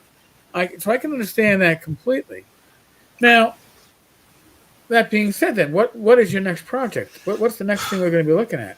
Well, I've basically got my stuff laid out for the foreseeable future, which is I just funded in December the first issue of my next 6-parter in the base folio. That's folio 26, which is the Virgin Mine. And that's a 6-part series, so I already have the maps done for that. And I just got the edits done for that today. They just came back to me, so it's in final layout. So it's going to be out way early, because I think I promised it in June. I think it should be out. It might be out this month if I get it out fast enough. So then I'll go into the next one, which is I think it's Lair of the Serpents, which is the next part of that series. And it's a mega dungeon, so you're going to go part. There's 6-part series, but if you get all 6 of them done, it opens up the center triangle, which has another dungeon in it. So it'll actually be 7 parts. So it's a lot of fun, and it's got a new wrinkle to it because one of the things I found out in writing modules, when you go up in level, Uh-huh. you go what, goblin, then you go orc, then you go gnoll, then you go ogre, then you know giant. You have to go up, right, in the power scheme. And when you go up in that power scheme, it's taxing not only to the DM who's playing it, but me writing it, because you don't know at that point. I know what a first level character is basically going to do, but a 7th level character, I don't know what magic items they have. I don't know what hit points they have, armor classes, spells. I don't know those things. So it makes it harder to lay out exactly what I want to do at that level. So what I've done with these is it's basically like an inhibitor dungeon, which you're getting experience and you're able to go up in level, but the levels don't translate normally inside the dungeon. So I can populate that dungeon with all low level encounters that I like. Be those kobolds or goblins or orcs or anything like that would be considered low level when you're going from dungeon to dungeon. And although when the characters come out of the dungeon, they might be 6th level, when they go back in, they're inhibited. So in that standpoint, they still get to fight these things that I think you bypass very quickly when you're going up in D&D, especially in 5e, that you can therefore take more time in. And there's all kinds of wrinkles that explain it and give you special powers and stuff inside of it that's in the first issue. And then and you get things that you can put on your armor to give you special powers. Anyway, it's kind of neat. So that's what that dungeon is. And then the other project that I'm working on simultaneously is the next Folio Black Label, which is number 4, which I'm about 75% done with right now. Like I said, we're working on the 3D maps of it, and then it's a 3-part series too. So I've got those 3 that I've got to lay out getting to the Burning City itself. So that'll take me easily through the next year and a half, I would think. And then once those things come together, then I usually just combine them into another hardcover and put the hardcover out. Oh, so there you go. So, so Mr. Rook he wants to know, how complete do you have a project before you go live on Kickstarter or Indiegogo? That's a really great question. I think it depends. I'll preface this with, I think it depends on what you're doing, because I'm going to be different than you because I've done 70 of them. So I know verbatim typically what it's going to take, unless COVID throws in a wrench with printing or something bizarre happens, or one of my contractors gets some big projects elsewhere and that delays them. But typically I know exactly what time it's going to take to do that. So when I do something, I'd like to have the base map done. When I work with 3D, so I need to have, with that base map, I need to typically have a room description at the very least of every room inside the dungeon, so I can send it to my 3D mapper, who's going to take a month to do it, right? And I can write encounters and traps, anything else that's in there while they're doing that map, as long as I've got that base done. So I don't know if there's a percentage. I'll always have the cover done, because that's going to go up on the banners and stuff for the project. Typically the artwork, I know that my contracting artists, I always check with them and know what their schedule is, so I can get in, how many pieces I need and what their timetable is. But I would give that, I don't have a lot of that art done, interior art done, before I run it, because it's going to be basically a month to run the project. I know in that time, that's usually what your delay is on an artist, or at least the artists that I work with. So that's what I'm doing. But I've done so many of these, I understand what my printing is going to be. I understand all those things. So that allows me to get less done before I run it than more. I would suggest, if you're doing this or you're doing it new, get it done. Just take money out of your pocket if you have to, get it done, and then run it, especially if you're new to it. Because the more you have done, the less problems you can have. At the end, the last thing you want is a problem project as your first or second project, because you're going to kiss backers goodbye. Because they don't want to wait. They don't want to have the problems and have you come up with your on your updates and say, oh, I got another problem. People have enough problems in their life, right? They don't need your problems. They've got their own problems. So that's one of the things that I would also say to you as well. Be positive, make sure you have your stuff done when you can. I know that there might be roadblocks, and everybody understands that, but don't have too many of them when you initially start it. So get as much done as you can. That would be my suggestion, Steve. Well, that's a good point because your first project basically is going to set your reputation. At least Yeah. if it's a bad reputation, it's going to set it. Because bad reps are hard to shake. A good rep is easy, but a bad rep is hard to shake. So if you are prepared with your first project, like you said, there's less hiccups, less potential problems, less issues. Your chance of fulfilling on time and listen, I'm infamous for calling out late Kickstarter. And I generally I don't say, want to get on your list. I've never yeah, been on it. Yeah. yeah, but even I generally say, well, with a smaller No problem, bro. Kickstarter, if it's within 3 months, it's fashionably late. It's like Right. That happens. Yeah. I'm supposed to be at the for Christmas dinner. I'm supposed to be over there at 3. I get there at 3:20, 3:25. You're fashionably. You don't want to get there just on time because then people might be like, "Who the fuck's this asshole coming in at 3 o'clock?" You're not supposed to be here at the time we told you. So I'll give them that. In a larger Kickstarter, I might even give as much as 6 months. But I'm looking at Kickstarters at this point that are 9 years late. Right. 9 years. I mean, it's crazy.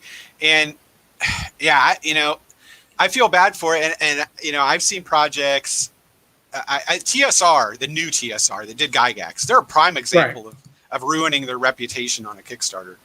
And that's one that they fulfilled, I think. That was the top secret New World Order. Yep. Which was a misery. I wasn't a part of it, but it was a misery according to the comments I've read on that Kickstarter in fulfillments or bad product or so forth and so remember that you can really take a hit. When I was first doing these Kickstarters for the Folio, I'll get your question as well, Rook, on the follow-up, but let me tell this. I was doing Kickstarters once a month, and I was fulfilling in a month. I was getting one of these things out a month, and I finished a Kickstarter, and it was already at the printer, and it was supposed to be fulfilled in 4 months, and a week later, somebody commented, "When am I going to get this? You're already late." And I was like, "What? Are you kidding me? This is crazy." The money hasn't even cleared from Kickstarter yet. Right. If I don't even have the money. Yeah, you're right. Exactly. It hadn't even been 2 weeks. I don't even have the money yet. And you want to know why your product isn't to you. So you'll get crazy stuff like that. But anyway, the follow-up question was, what's your average artist turnaround time? This is excellent.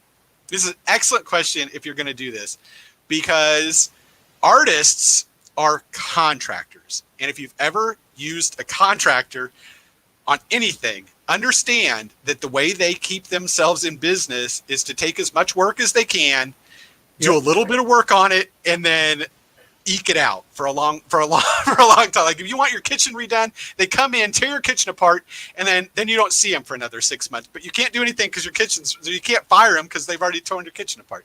So one of the things you look at with these artists is they might give you a timetable. Mine are typically going to be 2 weeks to a month is what I do for my black and whites for most of my stuff. But I've got a very good and long-standing working relationship with these artists. If you get with an artist that you've never worked before, somebody you find and you thought, oh, his stuff is really good, you could go to them and say, hey, so-and-so, I need this, now, and they'll say, got it. Sure, no problem. I can put that in my queue. And then all of a sudden you give them an advance or you do something like that just to secure the project. And then they take weeks and weeks and you're contacting. They're like, I'm going to get to it. I had something else come in, because if Watsy calls them, guess who's getting the first queue? Watsy. Right. If Del Rey calls them, Del Rey's getting it. So you've got to understand that you're very small potatoes to them. And they could delay you. I'm working with an artist right now that I absolutely love. And I knew by signing him that I was taking a big time risk, right? But I built a massive time risk on it. And I don't even know if I'll hit that. But it's all right because I knew what I was getting into when I did it. And I knew what I wanted and he was what I wanted. And I was willing to take that chance. First time I ever worked with him. But I love everything that he's done for me so far. I saw 13th Warlock there, Hal. Yep. He works with me. Talk about fast. This dude is fast. So if you ever want anything done by Warlock, he's going to get it done fast. And he's great. So anyway, he's one of them that I work with, and he's worked with me on the new Black Label, and he worked with me on the Burning City, which he did all the interior illustrations for. And there are like 32 of them or something. It's crazy. That was a nuts project, and it was a passion project of mine. I lost money on it, but I just wanted to do it. But anyway, yeah, Hal's great. 13th Warlock. If you look up some of his stuff, it's great. It's going to be risque to say the least, but he's great. Yeah, that's fine. that's fine. That's throwback, isn't it? Right. He'll do some serious swords and sorcery stuff on there. Yeah. So anyway, he's great. But as a quote very small publisher myself, my suggestion is, if you're looking at the interior art, stock art's always a great way to go. But for a cover, you usually need. I got lucky when I knew the artist, and he's like, "Oh, dude, I got a piece that was rejected that because I saw the black and white version of it." He's like, "Oh, I got a full color version of it I can give you because I have the black and white of stock art, but I knew the artist." Because you don't want your cover to be something that's going to be used somewhere else. Okay, you want your cover to be unique. And I've seen a few projects in the OSR that were self-published where I said, you know what, that goddamn fucking rat. I've seen that damn rat on at least 3 different projects on 3 different covers, let alone internally, because I buy more shit than I ever should. But I also look at all the new releases, and when you recognize artwork, and sure, maybe they tweaked it and changed the color palette around, but when you recognize artwork on more than one product, especially the cover, that's a disincentive to buy your product. I hate to put it that way. Yeah, I mean, I would agree with that, but I have one caveat. Go ahead. The best project I've ever had was Curse of Razloff Keep, right, which I just did in August. $50,000 for that thing, and I used Clyde Caldwell, and I did a second rights, and that book I think was put out in 2000. Like, he used that cover in 2000 on another gaming product. Oh, 2000. We're talking. It's 20 years, but still, it's a reuse on a gaming product, and it was fantastic. So I don't know. Yeah, I feel. But not only that, your covers or themselves are a work of art with everything you do, with all the text. Right. Yeah,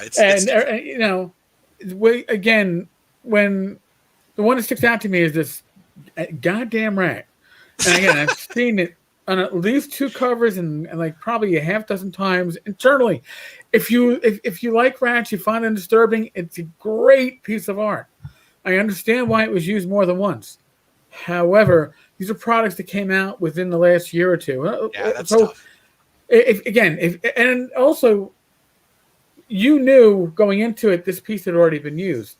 I did. If you're getting stock art, assume it's already been used, because people buy the rights for that stuff. They're inexpensive enough. I have a stock art collection. I probably spent $1,000 on stock art over the years for when I would start putting stuff out, and I slowly have been, just so I knew that I'd have it ready, or need it for inspiration, or need it for blog posts. But also trying to be aware of what is being used. Nothing says you can't use another piece of stock art that somebody else has used. But if you've seen it on the cover, try not to put it on your cover. Especially if it's new stuff. I mean, that'll definitely confuse people very quickly, for sure. But you can also find, I mean, you've got to understand too, that there are artists out there that you might think, I could never afford so-and-so. Whoever you think it is. And you're right. You probably can't if you want a brand new original piece. But they have stuff that they might have been doing for 25 years that might have been used on a book cover for like a fiction book or something, or whatever, that's lying around in their archive that would work perfectly for your product and way oversell your product for a very minuscule price comparatively. If you're going for second rights, on stuff, which I've used in the past, second rights for stuff on artists that I love and I have relationships with, but I know I can't afford a brand new piece from them. Right. Although the new piece actually for the Folio is John Sleznick, and that's a brand new piece. So that is I like that one. And somebody commented on it very early in the thing that they recognized it from something like the Silver Succubus or something. Which is Yeah, like a yeah, really yeah. I smart think that was like, I think before we even went live, there right. was a That's a comment on brand it. new piece by John, and he's great. He's out in LA. I absolutely love him. But anyway, so sometimes you can get to do that. But I would suggest going in if you're looking for a good cover. You can try to contact these people. But again, they don't trust everybody too. So I've got a great story if you want to hear it. Yeah. I was starting out. It was probably '07. I was brand new into the, trying to break into the industry. I was blogging part-time for Black 8 magazine, and I wanted to do this series called Art Evolution, where I took a single character, Lissa, who always wore white. She had dark hair, had to wear white, and it was trimmed in gold. That's the only description I had. And then I went out and tried to get famous artists in the fantasy genre to give me their vision of Lissa. And then I would post it with a write-up about the artist, right? And so I went in and did it. And I got Elmore and, easily. And I ended up getting just 20 fantastic artists, Brahm and all these people. They were great. But the first person I asked was Errol Otis. And I love Errol. I think his stuff is great. And Errol's one of those, he's like an acquired taste, right? I think when I saw him when I was young, I was like, this stuff, I don't know. It's not Willingham. Right. It's not D, right? I was looking for comic book stuff. This stuff's weird. And then the older I got, it's like, this stuff is genius. I just love this stuff. It's so weird. It's so out there. And it's so old school. And so I went right out and I got his email. He was working at in television, I think, and I ended up getting his email somehow, and I emailed him, and I was like, hey, I'm doing this project for Black 8 magazine. It would be possible, for you to do this. And he emailed me back, and he was like, well, tell me a little bit about yourself. Where have you been published? Da, da, da, da, da. And I said, well, I have not been published. This is my first thing I'm getting ready to do. And he was like, no, won't do it. And I was like, oh, really? And he was like, yeah, I won't do it. And I was like, okay. And then I ended up getting a couple other artists. And I was like, look, I got a couple artists to do this. Take it on? Right.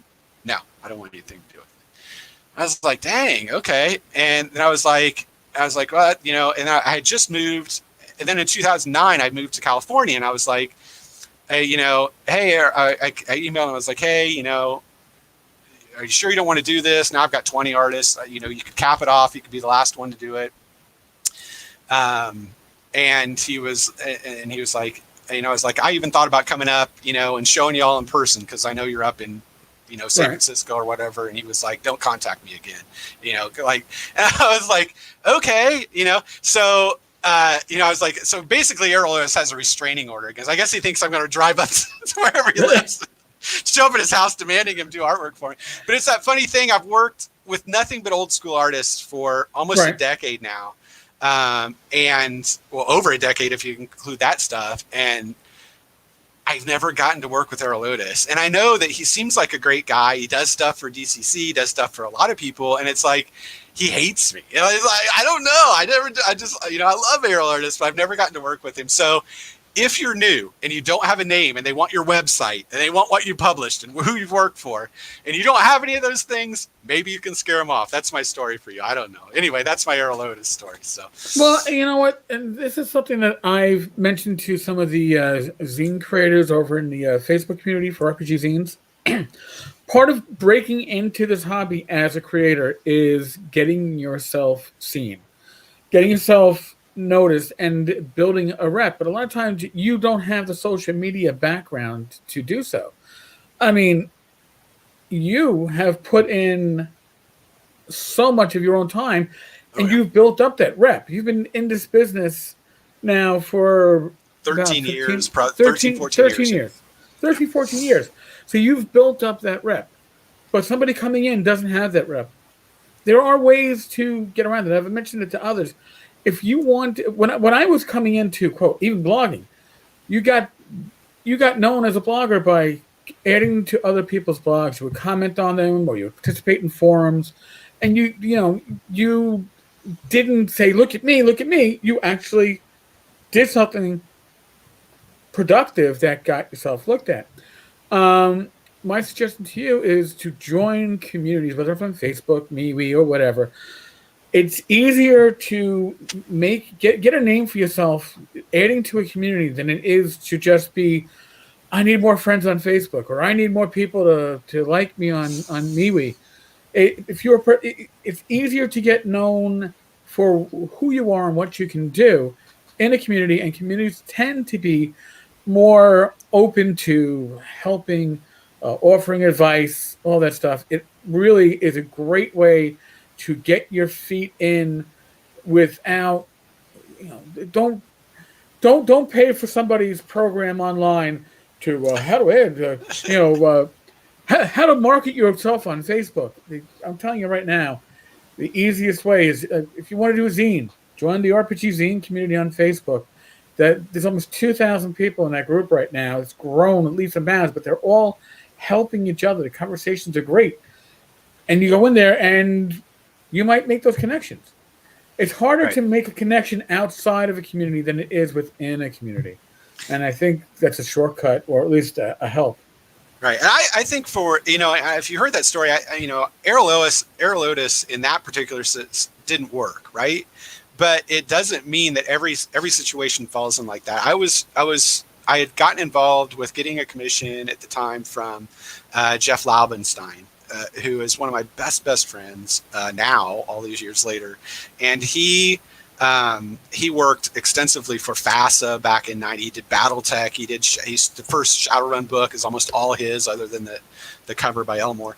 And he was the generator of Earth Dawn. So he'd done so many great things. And after that happened with Errol, I sent him an email. I sent Jeff an email, Laubenstein, and I said, this happened. And he said, look, not everybody is going to be that. Right. I'll gladly do this for you. Just keep asking. So I did. And here I am 13 years later, and I've got all these contacts with all these great people who've been so fantastic to me in the industry. And I could not have done what I did without Jeff Easley, without all of these great artists that gave me the time and listened to what I had to say and were willing to work with me. And I can't thank them enough. I mean, all of them. You see all the covers that I've done on the Folio, another 26 of them, and it's just crazy that I get to work with these people and how great they all are. And like I said, Errol Otis might be an outlier for me, but for somebody at Dungeon Crawl, he could be great. I'd love to know, but anyway, that doesn't happen all the time. But you have to put in that time. I worked for free.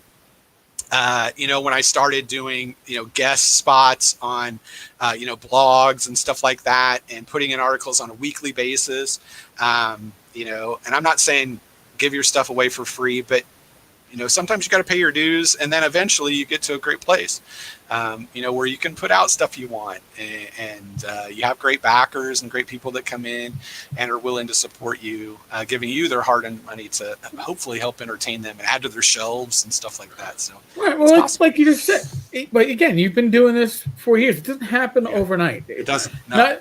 The only thing that happens overnight is that 1 in 650 million chance to win Powerball. That for some people happens overnight. But again, with Tenkar's Tavern, the blog, it was years before it became an actual. You're not making money off it, but a viable source and a viable interest within a hobby. Didn't happen overnight. You got to put that time in.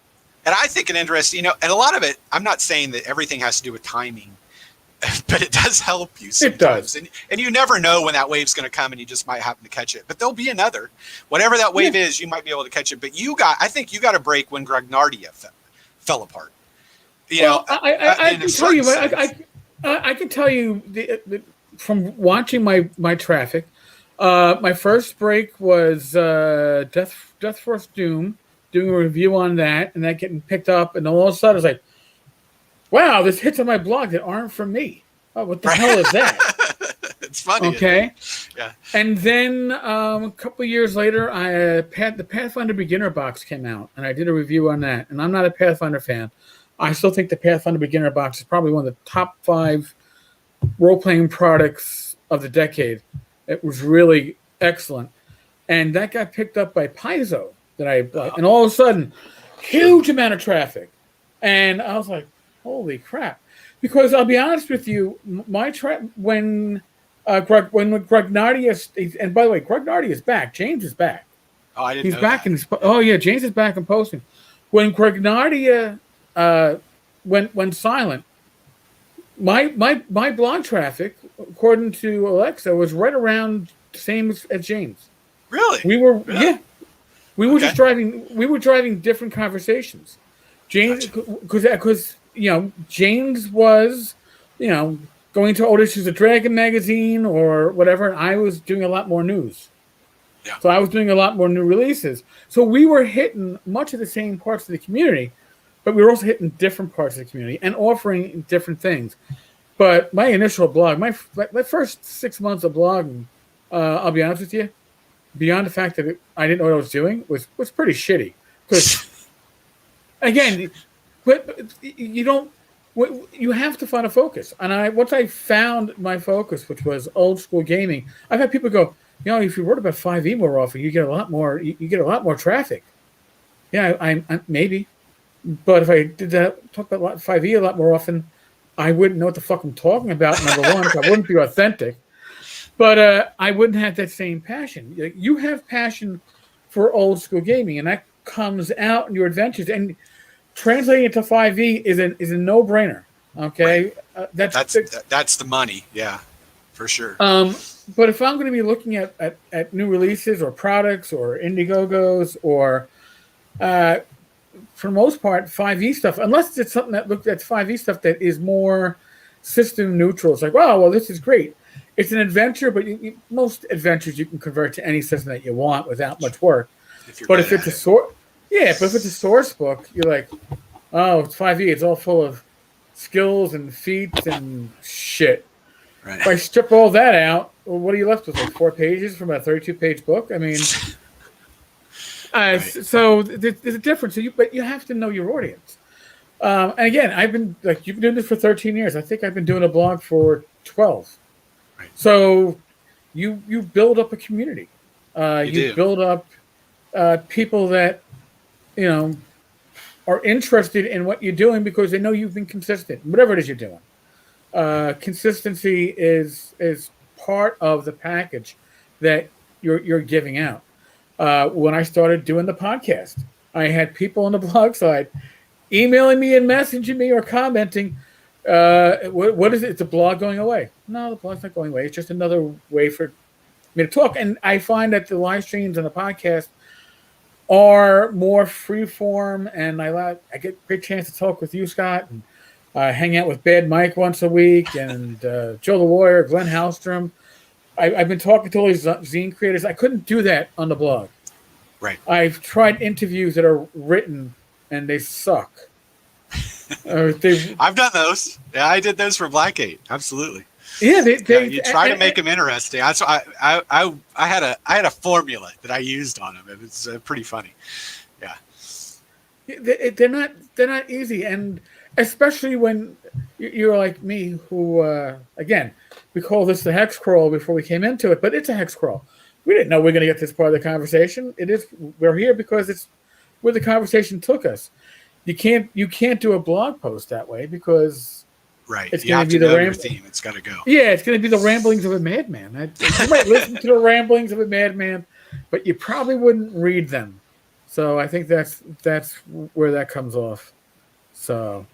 Yeah. Well, one of the things you asked me what I was doing too in my off time, if this might interest you, I don't know if you know or not, but I do. I've been working for a year on Star Frontiers: Zebulon's Guide to Frontier Space, Volume 2. Whoa! So that's what I do in my off time. All right. Yeah. All right. Yeah. Time out. Okay. So Star Frontiers is a game that when it first came out, 1981. Yeah. 1981. Okay. So yeah. So that would have made me, oh my God. All right. Like 13, 14. I bought it for my sister as a Christmas present because I wanted it. So I nice. Good move. I like that one. Because she was like, what the fuck is? Oh, Jesus Christ! Oh, here, let me take that from you. Huh? Yeah, she's like 4 years younger. It's like, well, I'll run it for you. And Star Frontiers, actually, I was like, it's not D&D. But years later, when I came back to it, I was like, this is actually a pretty cool system. And if nothing else, it's cool what they did with the system. Even if you don't like this, the way the system itself is, the setting, the trappings, the races, all the shiny bits are a lot of fun. So I was very happy when I found things like Star Frontiers, man, and other right. Frontier Explorer. There's another one. Yep. I was like, wow, people are still publishing stuff for this. Holy crap! So now you are working on something for the system. So that I'd like to hear how this happened. Right. Well, I have loved Star Frontiers, since I saw an ad for it in 6th grade in one of the magazines that they handed out at the school or something. I don't know where I saw it. But I ended up, I got it. I didn't really have anybody to play with it. And then my DM, Mark, who helped me write Roslav Keep or create that dungeon, we ended up playing it in high school when Zebulon's Guide Volume 1 came out in 1985, right before they canceled it for good. Right. And so we played it, and I've had a fondness for it since that point. And I've wanted to be getting back to it. And once I got all the yellow spines done, or the orange spines done, that fulfilled that niche in my mind that was that completist thing where I had to have that done. And then I thought my whole life I've wanted a Zebulon's Guide to Space Volume 2, because why would you put Volume 1 on it if there wasn't another volume? Right. They promised us something. TSR, you promised us something that you did not deliver. I'm one of those mad gamers. So I've always wanted a Volume 2, and I said to myself, okay, back in 2015, I talked to the guy, Bill, who was running Star Frontiersman, and we talked about getting the IP or having it released or getting it put in the OGL. And every year I would contact the same woman at Wizards of the Coast. And I would say, hey, it's Scott from Art of the Genre. Would you release the IP, or are you thinking about it? Thank you for asking. We're not looking to do so right now, but please contact me again. I do every year. Once a year, I would go back since 2015 and I'd ask that. Finally, 2 years ago, she stopped writing back. And I don't know if she moved on, because you don't stay in a job forever. Anyway, I never got it. But nevertheless, that was about the time, 2018, when Evil Hat came in and tried to snake. I say snake, sorry, Evil Hat. But they tried to take the name Star Frontiers because it had lapsed, the copyright on it lapsed or whatever. And Wizards of the Coast came in and said, hell no, you're not taking that, and backed them off. But at that point, they took everything back, including they wouldn't let Star Frontiersman and Frontier Space get published for a few months or whatever. They took everything down off drive-through and said, you can't sell the old issues, even for free. We want it all gone. And now they've kind of loosened that up a little bit so they can put that stuff out again. So they've been cool about it. They were just mad at that point that somebody was trying to take their intellectual property that they didn't want taken, even though they've not done anything with it since the release of D20 Future, which had some of the races in it, bizarrely. But it wasn't a Star Frontier supplement. It was just called D20 Future, and it just had some of that. That was the only thing that they've referenced to it since 1985. And I think that was before Hasbro even bought them. I think that was still pure Wizards of the Coast. But nevertheless, they haven't done anything with it. And I knew that it was never going to get released. They were not going to give up this IP. So I was like, I've got the contacts. I've got the time. As a passion project, I'm just going to make Zebulon's Guide, Frontier Space, Volume 2. So I talked to Nick Parkinson, Keith Parkinson's son, because there was a piece that he had done in the late 80s, early 90s that was very Star Frontiers-esque. I said, can I use that? He said, yeah, you can absolutely use it for the cover. So I got a cover for it. And then I got one of my artists that works on the Folio said, I'd love to do that with you, just as a passion project. I'll just do art with you. You write it and I'll do art with it. So that was Simon Adams, who's great. And so we've just been working on it, on and off for a year until I can put it together in a volume 2, and it's going to look just like the original one, just different. And it'll take, because the volume 1 was kind of rushed to press, and nothing ever was put out to back it up. It was right when TSR 85, it was right when it was transitioning out of Gygax, right when he got moved out of the company. Then they got rid of it and did Buck Rogers instead. And so it promised a lot, but it was kind of rushed. And it's just this one little tiny volume. And there's like, we'll tell you about power armor in the next set. No, there's no power. So that, it's the stuff. So it's all stuff that I wanted, that I thought could fulfill this promise. So that's what I do in my off time, just so I can produce this and make my own copy and put it on my shelf and say, I'm done, I'm good. Because I can't produce it because it's Wizards of the Coast property. But nevertheless, that's what I do in my off time gaming. Like, I don't do enough gaming, right? So anyway, your passions do us a huge favor because we benefit from it. Right. So Go ahead. So with that, I've talked to a lot of people, Steven, a lot of other people in the Star Frontiers community, and we're actually working on stuff to maybe try to create a Star Frontiers organized play, which would be online, but it would allow us an opportunity to show a viability in the IP for Wizards of the Coast. Like, I don't want Star Frontiers. I just want them to do something with it. Right? I'm not trying to. Sure. Would I like to make money off Star Frontiers? Yes, but I don't want I want them to just do something with it because I think it's a great system.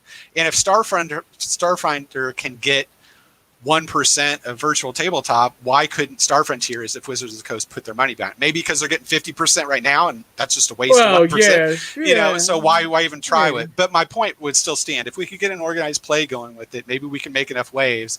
And a couple of people have suggested to me that are in our little group that if we could get it in schools, it could be part of the I think it's the STEM program, where it's sciences, where you can make a supplement for schools, for science teachers, to teach exploration. And what would you get if you went to this planet and it was based in a different, instead of carbon based, it was different. Or what would you find? And they're allow it to run it in their schools. If you could sell it to schools as a system, and therefore kids would play it and then want to actually play the game, because what Wizards of the Coast have done with it now is they've put it in hardcover version on Drive-Thru RPG, and you can order it. So it's not like it's out of print. Kids could still get it and play it. And if it went to the school systems, maybe it would make enough waves that Wizards of the Coast would again take notice of it and make that IP viable again. I don't think it's a game that should go away personally. So that's what I do in off time. Well, that's one hell of an off time. Yeah, well, it's tilting at windmills, but I like doing that. So we all have to tilt at windmills once in a while. That's fine. So, as we've gotten here, it's great because we've barely touched on Black Label number 4. Right. Now, I want to touch on it briefly. Sure. Black Label number 4 is Lair of the Slaver Succubus. Now, we've touched on the Succubus prior. So, where did this idea come from? I'm dying to hear, because I love the cover. But where did the idea of this adventure come from? Well, it comes from the Burning City novel that I wrote. And basically what the Burning City is, it's a city that was cursed to be kind of lost in time in the Nameless Realms, which is my world, right? And it's got this flame that rises up from it into the sky, and anybody that goes in can't go out. They never are seen again. So I wrote a novel about what actually happens if you go in. But some of the novel takes place outside of it, and there's I call her succubus.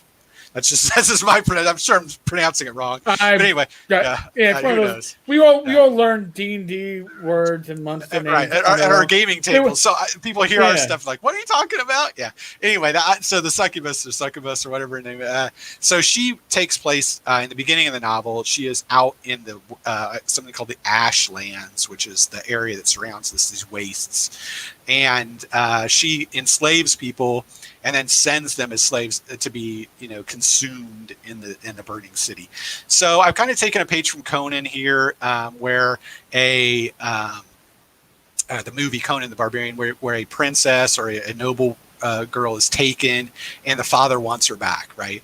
So the party will go out and have to deal with the succubus in her lair and the various slavers and demon insects that infest this place.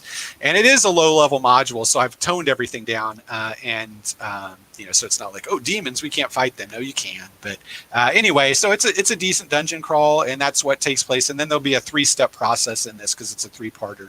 And I don't know if it'll ever get inside the burning city because, again, once you get in, you can't get out. So I don't know if people want to lose their characters to that. But you still can take it. You could take it as a part of it and play it somewhere else. Okay. With a different curse. Nevertheless, it depends on what storyline you wanted to run with it. But that's where it goes in, and that's who you'll be fighting, kind of a erotically charged kind of adventure where, I think I've got some like berserker cannibals in there and, these demon insects and stuff like that. So, it should be fun.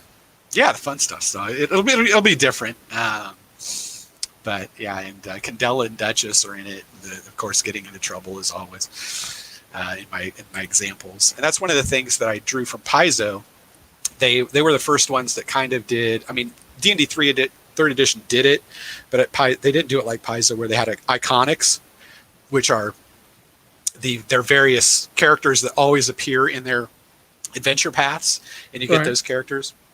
So I started doing that with mine, where Roslav Keep has the same characters, and then of course they go as high-level characters to Curse of Roslav Keep, and then there's another set of iconics for the Cities of Sorcery and also for the White Ship campaign, and then this one has the iconics as well, Duchess and Candela, which get shown in all the art, so you kind of have a flow through of a storyline. You get to see them getting into stupid situations, and, whatever. So, yeah. Oh, see there. So our hex crawl actually reached a final destination. That was, like I said before we started recording this, the actual process of getting there is going to be where all the fun is, and this is good because we had some great questions from our live listeners. The things that I was going to ask about Kickstarter projects, I was like, oh, I don't have to ask them because they're being asked by others. So it really is spot on. Scott, man, really thank you because I've known you for years. Yep. And it's always been me on my phone answering a text or whatever. But I try to check in on you like every other week or so just to make sure I see what you're doing. I do. I always make sure. It is great. So I'm glad we finally got a chance to talk. Yeah. So it's been fun. And, I mean, I've known your face, but I've not seen your face in the interactive sense of the word. This has been fun. Really, we'll have to do it again because this is fun. Definitely. Listen, I'm happy to do this. You obviously know to keep in touch with me when you have new releases coming out. I will advise others out there, if you have projects, don't hesitate to reach me on Facebook or email tenkarstavern@gmail.com. I'm happy to do what I can to add a little visibility. You're great. As it is. Definitely helped me out all these years, so I appreciate it. Dude, I'm happy to. We all have a role to play within the community. You have certainly found yours. I think I found mine. Yeah. And I think it works out well, folks. This is going to be a busy week for live streams. Wednesday, Thursday, Friday, Saturday. Myself and I gotta decline this. My son is, of course, trying to break through. God damn it, you've been on for too long. Wednesday, Thursday, Friday, Saturday, in support of TotalCon, Bad Mike and myself are doing 4 nights of Talking Crit. Alan Hammock, Jim Wampler, Zach Glazer, and on Friday it's going to be myself, Bad Mike, Glenn Hallstrom, and Joe the Lawyer. So we're going to have a full and possibly some other guests that might drop in. We're working on it. So should be a good week. Sounds like a good week. Again, Scott, thank you. Everybody who's been listening, thank you. And I don't know, as usual, be safe, be well. God bless for all those dice. In the world of COVID, use your common sense. We're not medical professionals. I'm not giving you advice. Just saying common sense. Come on. Somebody's got at it. As I always say, great gaming. There you go. All right. All right. Folks, we're out of here.